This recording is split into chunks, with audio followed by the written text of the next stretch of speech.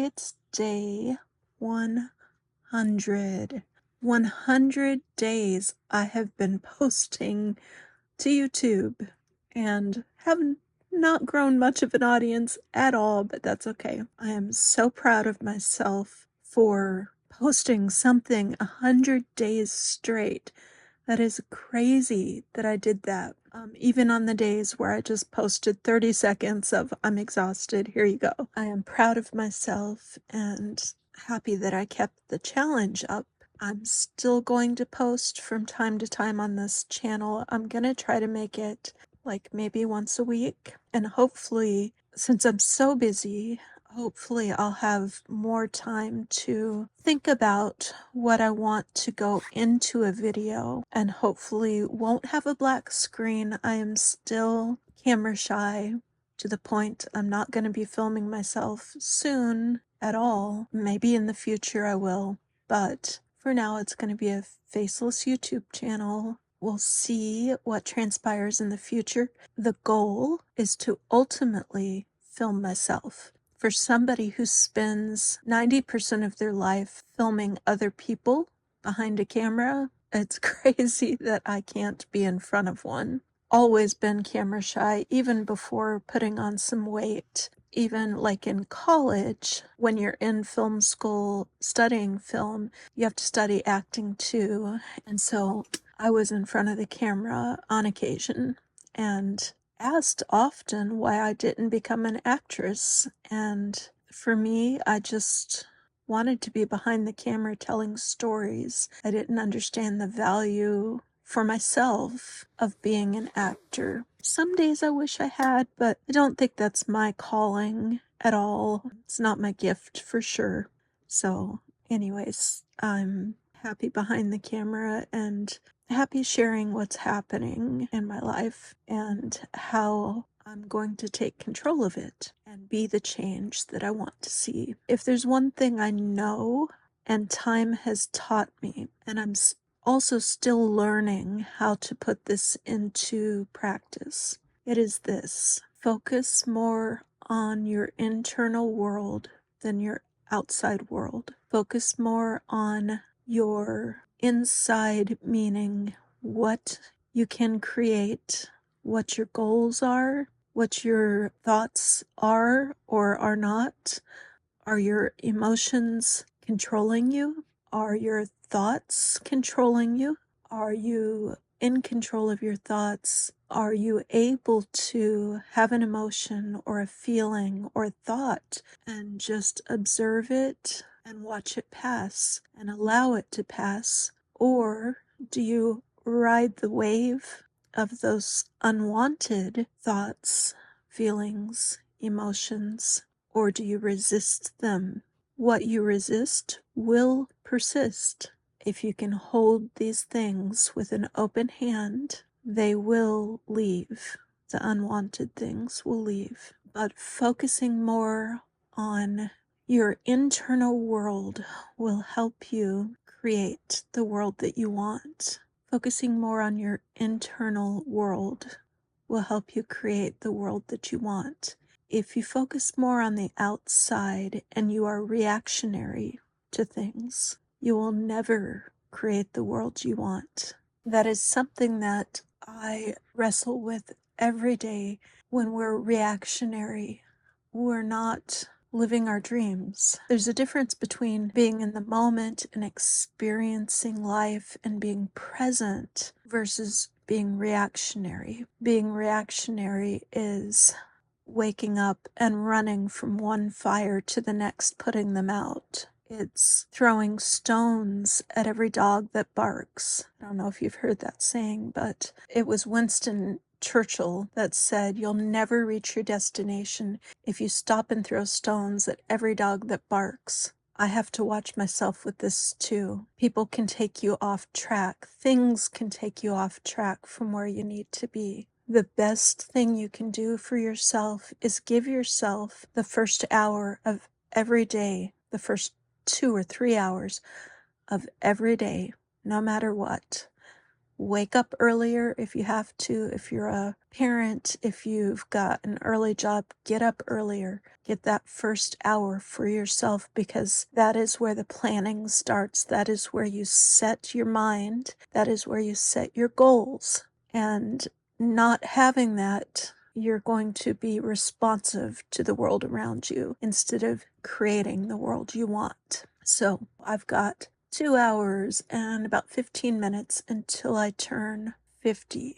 Crazy, crazy to think. Crazy to think that I'm not where I want to be yet, and that I was closer to where I wanted to be 20 years ago, 30 years ago, than I am today. However, I will say with tons of gratitude for this, that I am smarter today. I have so much life experience behind me, and I have learned so much. I view the world drastically differently in good and bad ways. 30 years ago, let's see how old I was 19. 30 years ago, my goodness. I was naive.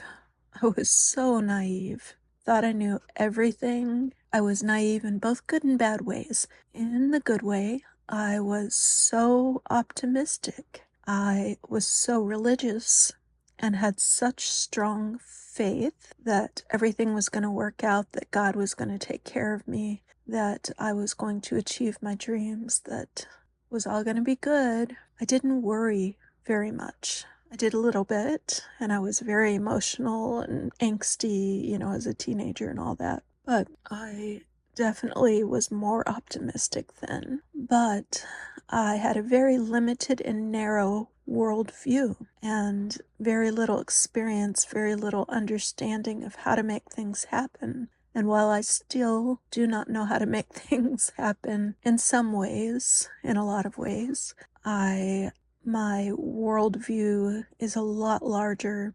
My understanding of things is so different. And in a good way, I often second guess myself and catch myself and think, okay, you don't want to be jumping from one religious ideology, set of dogma, to another. So I'm very, very careful not to be dogmatic about any thought that I have. However, I find it more likely than not that science proves that we create our reality. If you've never seen the movie What the Bleep Do We Know, go watch it. Go watch it. Get back to me. Tell me what you think about it. What the Bleep Do We Know? I believe it proves we create our reality.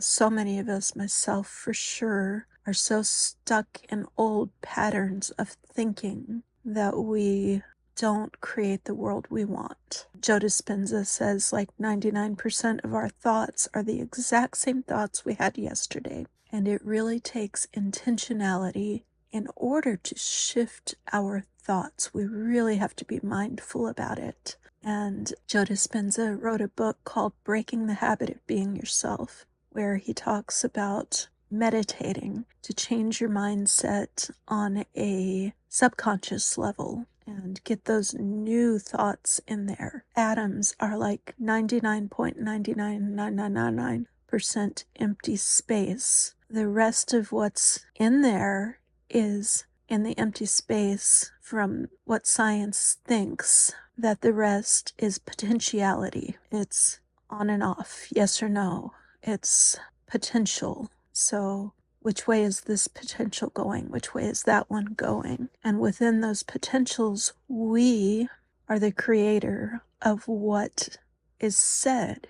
That is why things like the placebo effect work. When our mind believes something, we flip the on switch. This is the outcome that's going to happen. When we're certain about things, certain about what we're going to experience, we flip the on switch in those potentials, and that's what happens. When we have any doubt, those potentialities don't know which way to go and will stay in flux until one becomes greater than the next. So that is creating your reality, and that is what I mean by being more on the inside, living from the inside and determining on the inside what is going to happen on the outside. That is my thoughts about the world today. Like I said, I don't want to be so dogmatic about it that it becomes another religion, but I really do believe that science is moving more and more and more in this direction.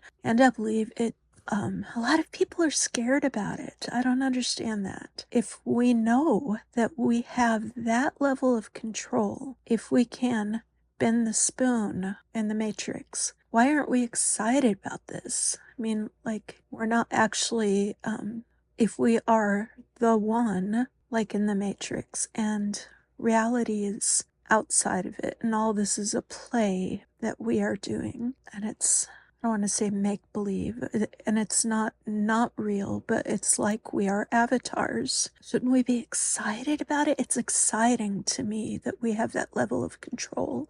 I don't understand the people who are scared by it. It's exciting and empowering to me.